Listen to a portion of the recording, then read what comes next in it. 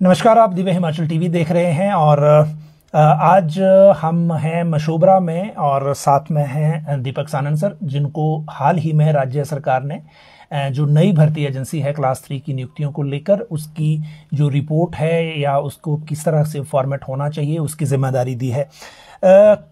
2 रोज पहले बैठक हुई है मुख्यमंत्री की अध्यक्षता में और उस बैठक में इनकी जो कमेटी की रिपोर्ट थी उस पर प्रेजेंटेशन के जरिए कुछ बातचीत हुई है। सरकार उस दिशा में आगे बढ़ रही है।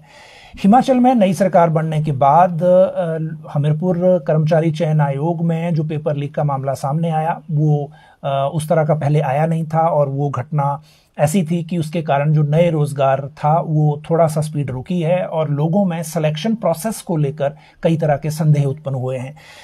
सरकार ने उन संदेहों को दूर करने और सिलेक्शन प्रोसेस को पारदर्शी बनाने के लिए फैसला किया कि इसको भंग कर दिया जाए और जो फिलहाल भर्तियां दी हैं लोक सेवा आयोग को। इस बीच अब नई एजेंसी बन रही है। नई एजेंसी ये तय करेगी कि किस तरह से आगे बढ़ना है और कैसा हमारा फॉर्मेट होना चाहिए ताकि पेपर लीक जैसे मामले दोबारा ना हो और एफिशिएंसी हमारी बढ़े।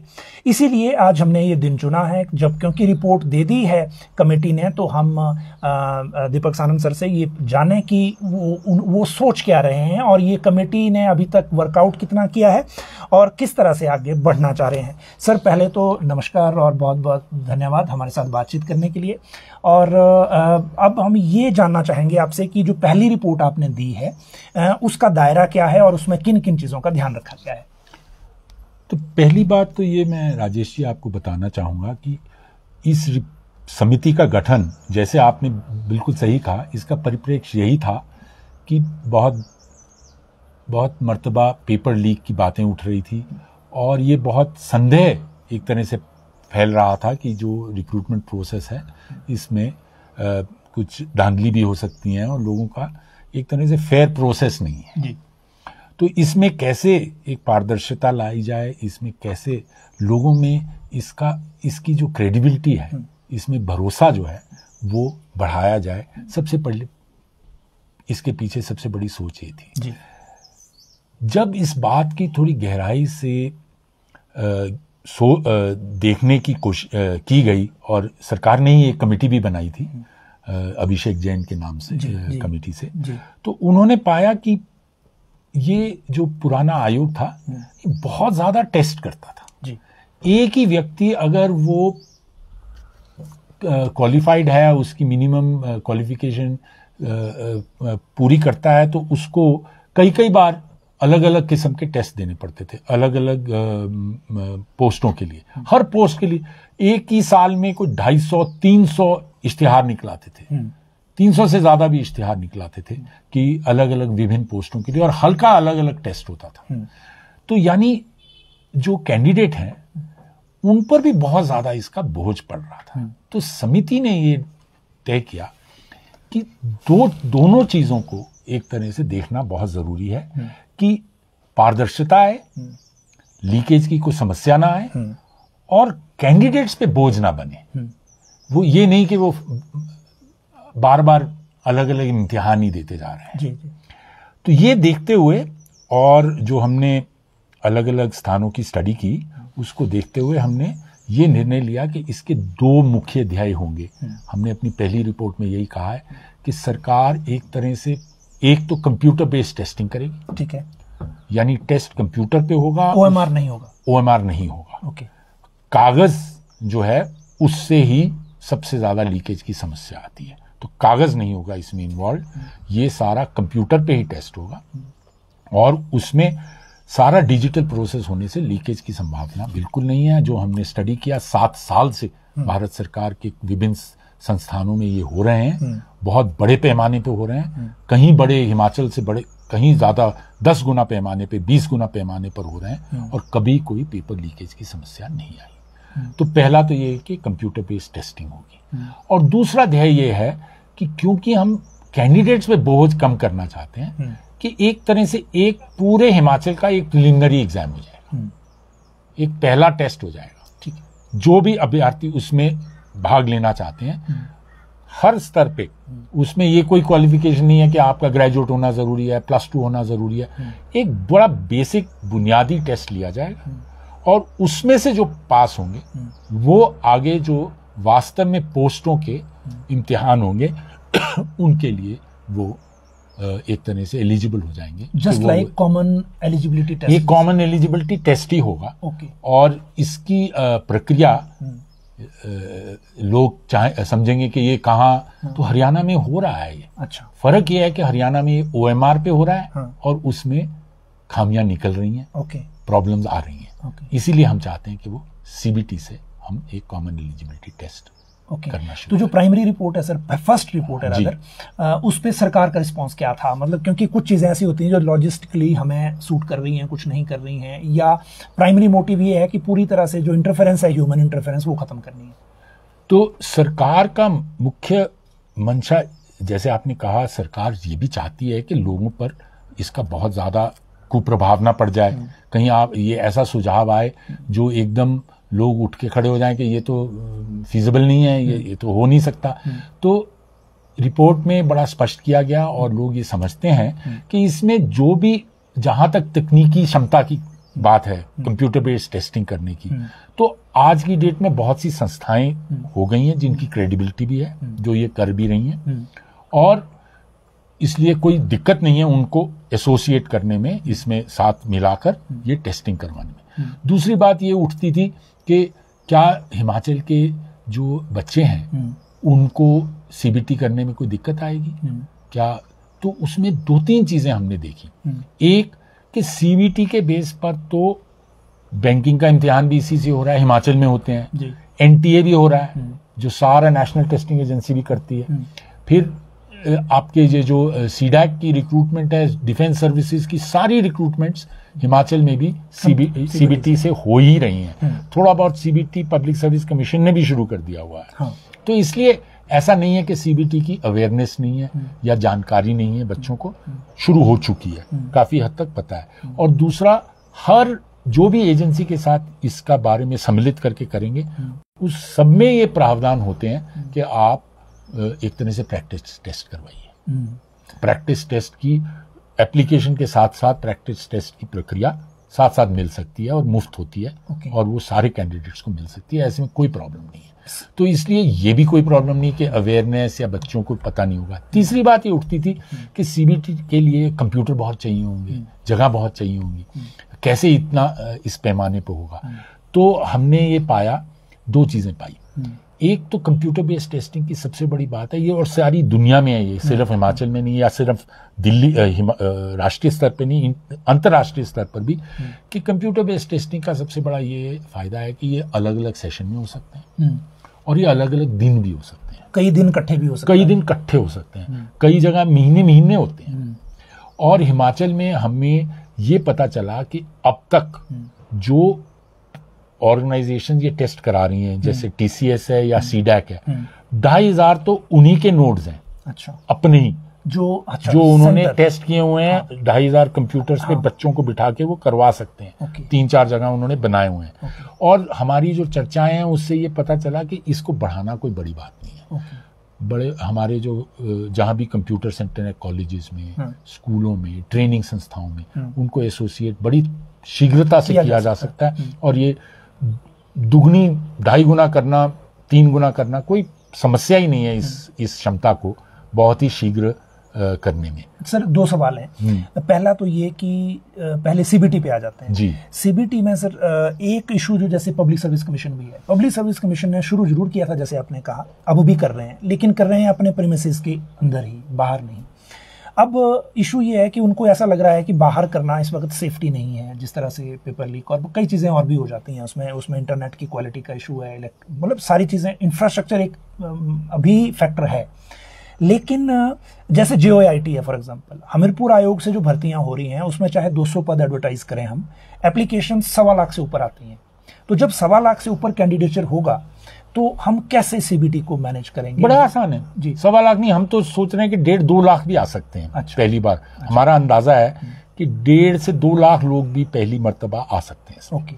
जैसे मैंने कहा कि ऑलरेडी हमारे यहाँ इतनी फैसिलिटी है कि इन्हीं संस्थाओं ने पूरा हिफाजत, सिक्योरिटी वगैरह का इंतजाम करके 2,500 तो वो बिठा सकते हैं एक टाइम पर। समझो 3 सेशन एक दिन में किए, यानी 7,500 लोग एक ही दिन में इम्तिहान दे सकते हैं और रिजल्ट भी जल्दी आएगा। 10 दिन में 75,000, 20 दिन में 1.5 लाख, यानी।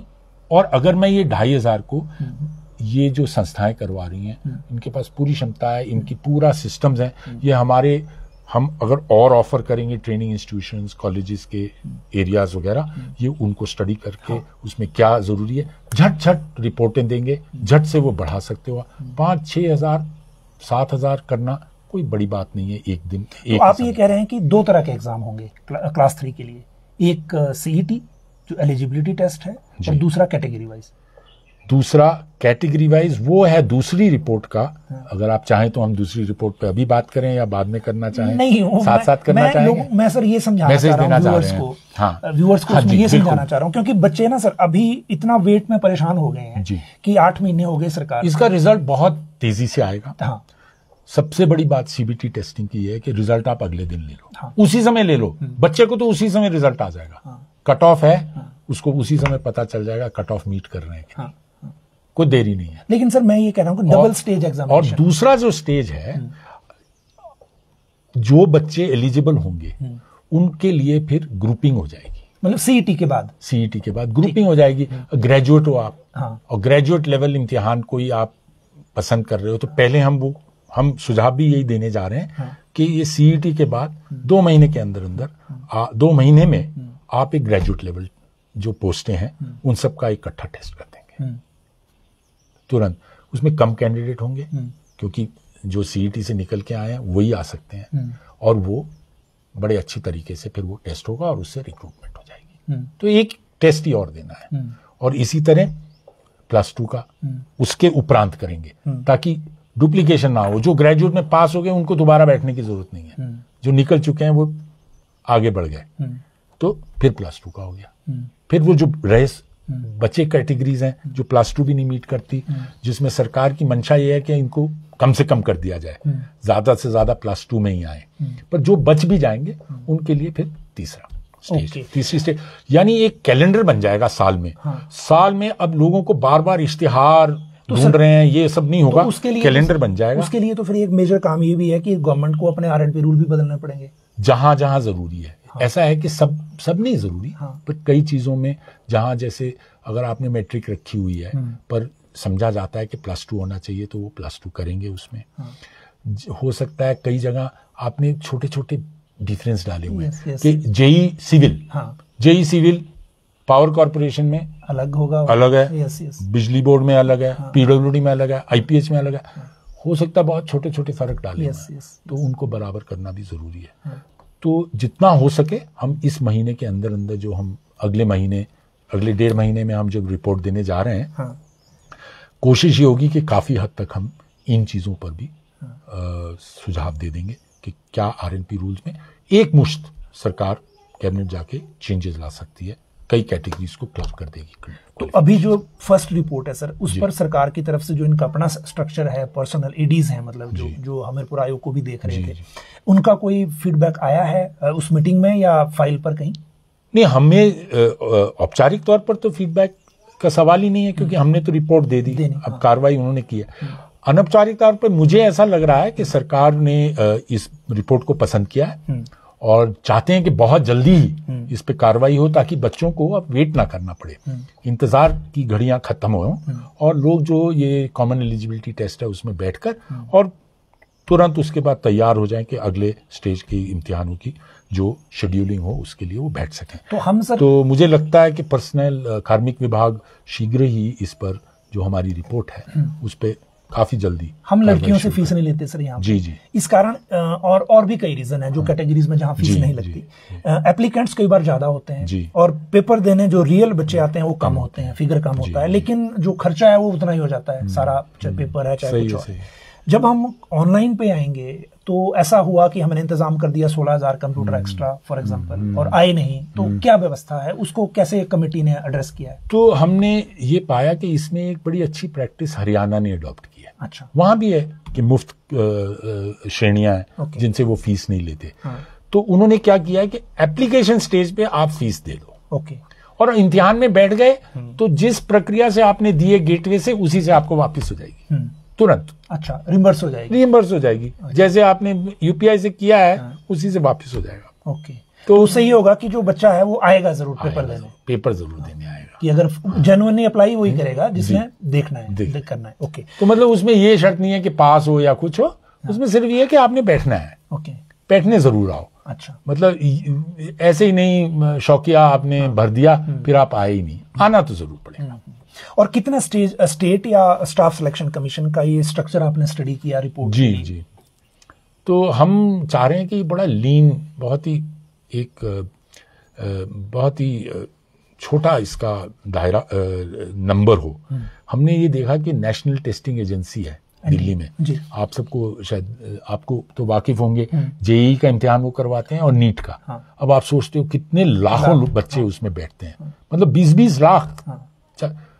14 मुलाजिम है, अच्छा, परमानेंट मुलाजिम 14, बाकी वो थोड़े बहुत कंसल्टेंट वो रखते हैं। ओके, और बाकी जो स्ट्रक्चर यूज होता है गवर्नमेंट का वो बिल्कुल वो इन्विजिलेशन स्टाफ ये वो सारा सिस्टम वो सरकार उनके सिस्टम से जब इम्तिहान कराने हैं तब वो एक्टिवेट करके वो यूज कर लेते हैं।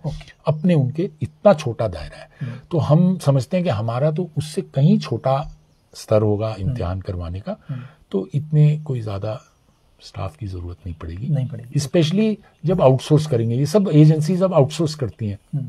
2 बड़ी एजेंसीज हैं इस समय आउटसोर्सिंग में, टीसीएस जो प्राइवेट सेक्टर में है, टाटा कंसल्टेंसी सर्विसेज जो प्राइवेट सेक्टर में है, भारत सरकार की स्टाफ सिलेक्शन कमीशन है जो वो टीसीएस को यूज करती है, 7 साल से इस्तेमाल कर रही है, कभी कोई लीकेज नहीं हुआ। और एनटीए भी एक इम्तिहान के लिए टीसीएस को इस्तेमाल कर रही है। भारत सरकार की जितनी भी डिफेंस की क्लास 3 की, वो सीडैक जो एयरमैन है, आज जो अग्निवीर वो तो कंपनी भी सरकारी है, वो सरकार का ही एक एजेंसी है सीडैक, और वो टेंडर में बिड भी नहीं करते। उनसे आप सीधा रिश्ता जोड़ सकते हैं और वो कर देते हैं। वो शायद सरकार ने भी इंस्ट्रक्शन दी है कि सरकार पे कुछ बातचीत शुरू करें। जी, सरकार का ऐसा लग रहा है मंशा यही है कि हम सीधा सीडैक से, क्योंकि हम जल्दी करना चाहते हैं, हम लोगों को अब इंतजार नहीं करवाना चाहते, टेंडर की प्रक्रियाओं में टाइम लगता है, तो जल्दी से इसको सीडैक से बातचीत करके। तो फिर फाइनल रिपोर्ट हम कब एक्सपेक्ट करें आपकी?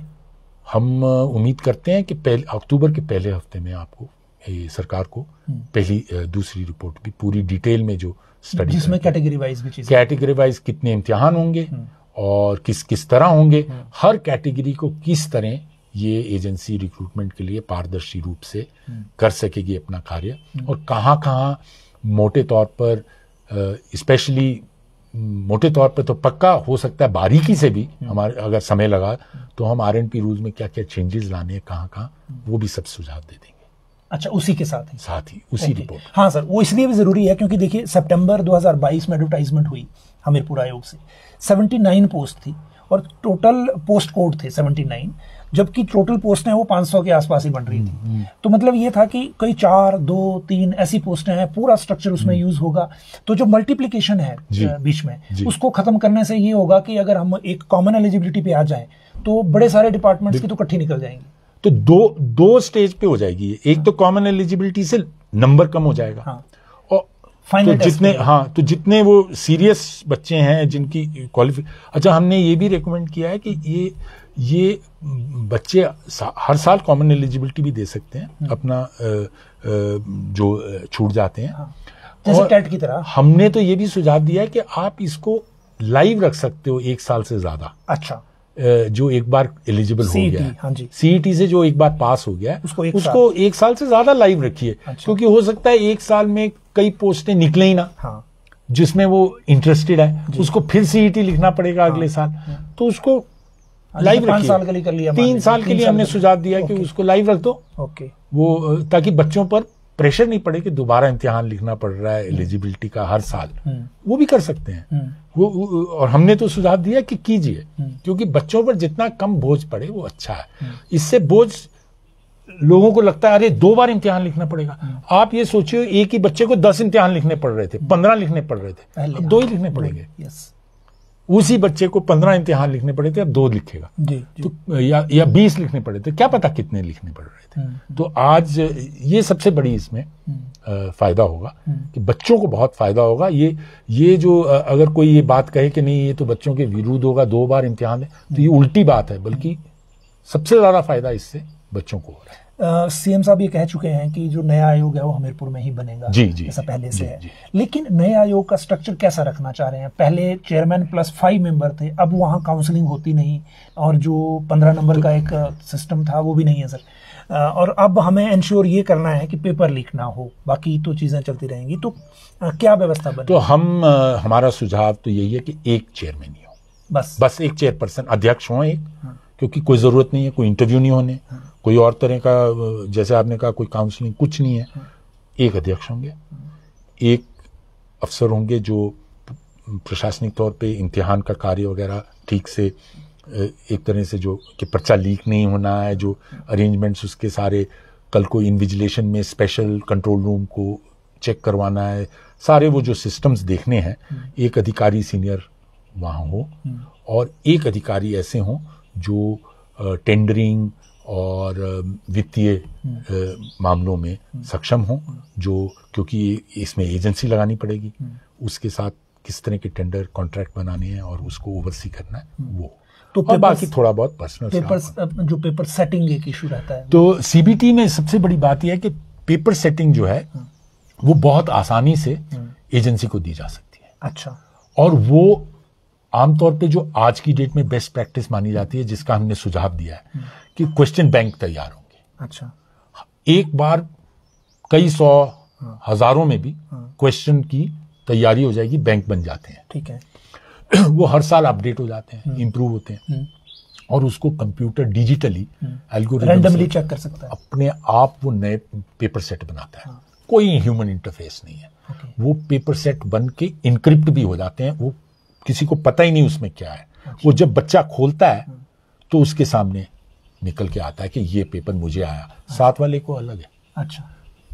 सवाल वही हो सकते हैं, पर उसका सारा अरेंजमेंट अलग हो सारा, बिल्कुल। उसके जो, जैसे वो एक उदाहरण देता हूँ, मल्टीपल ऑप्शन होते हैं इसमें, मल्टीपल चॉइस होता है ना इसमें, एमसीक्यू बोलते हैं। अब उसमें जो ऑप्शन चूज करना है उसका एक ऑर्डर है A B C D, वो हो सकता है साथ वाले का ऑर्डर ही बदला हो, सही जो उत्तर है वो डी पे हो, पहले वाले का ए पे हो। तो वो कंप्यूटर सारा रैंडमाइज कर देता है। पेपर सेट भी बदल सकते हैं, जो एक ही तरह के उसमें डिफिकल्टी स्तर पर लेकर वो पेपर सेट ही अलग अलग हो सकते हैं। फिर उनको कंप्यूटर पे ही नॉर्मलाइज करने के लिए सिस्टम है, सारा हो जाता है। तो डिजिटली बहुत कुछ हो जाता है, ह्यूमन इंटरफेस की जरूरत ही नहीं। हमीरपुर में जो पेपर लीक हुआ सर, या जो नेटवर्क क्रिएट हो गया, उसकी मेजर वजह क्या थी? क्योंकि आपके साथ कोई डिस्कस हुआ ये कि क्यों देना पड़ रहा है? मैं इसमें जाना नहीं चाहता था। अच्छा। क्योंकि जब आप जो भी हमीरपुर में हुआ या पीछे हरियाणा में भी बात उठी, ये सब OMR के कारण है। अच्छा। आप जैसे ही पेपर में जाते हो, पेपर को आपको सेट बनाने हैं, वो ह्यूमन इंटरफेस नहीं, आप कंप्यूटर पे सेट कर सकते हो, पर फिर उसको प्रिंट तो करवाना ही है ना, प्रिंटर को तो भेजना ही है ना, चाहे वो उसमें उसको भी आप प्रिंटर को भी सॉफ्टवेयर में रूप में भेज दो, पर वो कहीं ना कहीं तो इंक्रिप्शन से बाहर आएगा ही ना, तभी वो पेपर पे आएगा। इंक्रिप्शन से बाहर आया, लीकेज की पॉसिबिलिटी आ गई। इंक्रिप्शन में रहा, बहुत मुश्किल है। अगर आप मतलब वो एग्जामिनेशन सेंटर पे भी कुछ करोगे, इंक्रिप्शन को तोड़ना पड़ा, कहां से तोड़ लोगे? तो इसीलिए 7 साल से कोई इंस्टेंस नहीं आया TCS या CDAC का कि पेपर लीक हो गया हो। पेपर नहीं लीक हुआ। CBT में अभी कोई ऐसा इंसिडेंट नहीं है। ओके। बड़े पैमाने के जो टेस्ट हैं उनमें आज तक ऐसा इंस्टेंस नहीं आया कि पेपर लीक हो गया। तो नई जो एजेंसी है या आयोग है, उसका नाम क्या रखने का है? उसमें सिफारिश की हुई है या गवर्नमेंट कुछ? सरकार सोच रही है राजकीय चयन आयोग। अच्छा। राजकीय चयन, कर्मचारी शब्द नहीं होगा? कर्मचारी शब्द नहीं होगा। तो क्यों ऐसा, मतलब कि कुछ स्पेसिफिक रीजन? चयन आयोग मेरा ख्याल है अच्छा आइडिया है। अच्छा। मुख्यमंत्री का ये विचार मुझे पसंद आया कि चयन आयोग है। कल को आप न केवल सरकार में जो भर्ती है उसका चयन कर रहे हैं, इसमें हो सकता है और पैरास्टेटल्स का और निगमों का और बाहर से संस्थाएं भी जुड़ सकती हैं इसमें, जो हिमाचल में रिक्रूटमेंट करना चाहें, तो इस माध्यम से अच्छा रहेगा। चाहे और भी कोई तरीके की कोई कार्य करने हो तो इसके मैंडेट में आ सकते हैं। ओके। तो जैसा दर्शकों आप लोगों ने देखा, दीपक सानंद सर के साथ हमारी जो इंटरेक्शन शुरू हुई थी इस फील्ड में, इनको एक बार गवर्नमेंट ने पीटीए की जो भर्तियां हुई थी उसकी जांच रिपोर्ट दी थी, और तब मेरे पास एजुकेशन होता था, शिमला में नया जर्नलिज्म शुरू किया था। उसके बाद इनके साथ बहुत अच्छा एक तरह से मेंटर की तरह अंडरस्टैंडिंग हमारी रही, और जैसे रेवेन्यू के मैटर्स में भी इन्होंने बहुत अच्छा काम अलग अलग विषयों में यहाँ किया है। अभी की हमारा जो इंटरेक्शन का मकसद था वो इतना था कि आप लोगों को एटलीस्ट ये पता लग पाए, जिन्होंने पेपर देना है, अभी जिन्होंने नौकरियों के लिए जो एग्ज़ाम देने हैं, कि जो किस तरह से नई भर्ती एजेंसी काम करेगी। क्योंकि ओएमआर सिस्टम जो है उस पर जो कुछ हुआ है वो सब देख चुके हैं, जितनी एफआईआर अभी तक हो चुकी हैं, और यहाँ तक कि पेपर लीक के अलावा ओएमआर को खुद अपने आप एक पेन से भरने के मामले भी आए हैं, जो 2-3 इकट्ठे पेन, एक ही पेपर जो है एक ही पेन से अटेम्प्ट किए गए हैं हमीरपुर में। ऐसा ना हो इसलिए ये जरूरी था। अब सर लास्ट आप, और इसमें ऑडिट ट्रेल होती है। अच्छा, सीबीटी में। अच्छा, तो जहां क्लिक लगाया है वो रिकॉर्ड हो गया। हाँ, तो जितनी बार क्लिक हुए हैं वो रिकॉर्ड हो चुके हैं, कहीं और नहीं फिर हो सकता, वो तो चेंज भी नहीं हो सकता। नहीं, चेंज तो मतलब जब तक आपने उसको फाइनल नहीं किया, हाँ, तो आप अपना उसको वेटिंग रख सकते हो। जब आपको फाइनल क्लिक दोगे तभी वो एक्सेप्ट हो जाएगा। हाँ। लेकिन जरूरी सबसे बड़ी बात यह है कि वो उसका पूरा आप बाद में देख सकते हो कि कब कहां हुआ, तो कोई अगर हेरा फेरी का अंदेशा भी नहीं हो सकता, क्योंकि वो पकड़ी जाएगी। अगर कोई बाहर से क्लिक कर गया है तो उसका टाइम वगैरह सब नोट हो जाएगा, उस मशीन पे नहीं हुआ तो ओके, वो अलग से मतलब कोई और इंटरफेरेंस हो ही नहीं सकती। ओके, वो रिकॉर्ड हो जाएगी। एक ये कमेंट है इसी हमारे लाइव पर, अलग अलग कमेंट चल रहे होते हैं लोग, ये जैसे समर्थ शर्मा हैं, ये कह रहे हैं कि बाकी सब ठीक है लेकिन रिपोर्ट जल्दी दो ताकि भर्तियां शुरू हो सके। हाँ, तो जैसे मैंने कहा कि पहली रिपोर्ट हम दे चुके हैं, और हमारे विचार में अगर सरकार इस पे फुर्ती से कार्य करेगी तो बहुत ही जल्दी ये जो पहला स्टेज का टेस्ट है ये तो अगले 2 महीने में हो सकता है, 2-2.5 महीने में हो सकता है, और उसके बाद 2-2 महीने पे बाकी टेस्ट भी हो जाएंगे। और उन यूथ्स को आप क्या बोलना चाहेंगे जो सिर्फ अभी इंतजार कर रहे हैं कि हमारी भर्तियां कब से शुरू होंगी? मैं यही कहूंगा, तैयारी कीजिए। ये जो कॉमन एलिजिबिलिटी टेस्ट है ये एक बहुत बुनियादी स्तर का होगा, लेकिन ये आपकी जो है क्षमताएं देखेगा कि क्वांटिटेटिव रीजनिंग, आपकी वर्बल आपकी जो लैंग्वेज स्किल, आपकी जो हिमाचल के बारे में सभ्यता और सोशो इकोनॉमिक्स के बारे में जानकारी, ये सब जनरल नॉलेज, तो कोई 5 क्षेत्रों में रीजनिंग, लॉजिकल रीजनिंग, 5 क्षेत्रों में आपको टेस्ट करेगा, और आप तैयारी शुरू करें, क्योंकि इसमें जितना आप जल्दी क्वालिफाई करेंगे उतनी अच्छा हो रहेगा आपके लिए कि आप आगे के जो रिक्रूटमेंट एग्जाम है उसके लिए तैयारी फिर शुरू कर सकें। Right sir. सर बहुत बहुत शुभकामनाएं, बहुत बहुत धन्यवाद रादर हमारे से बात करने और के लिए। सबको शुभकामनाएं मेरी, जो बच्चे इसमें बैठने के लिए तैयारी कर रहे हैं, और मैं उम्मीद करता हूँ इससे बहुत ही एक क्रेडिबल सिस्टम बनेगा जिसमें लोगों को भरोसा होगा, बच्चों को भरोसा होगा, और वो इसमें पूरा विश्वास से अपना आगे इम्तिहान दे पाएंगे। जी शुक्रिया। Thank you.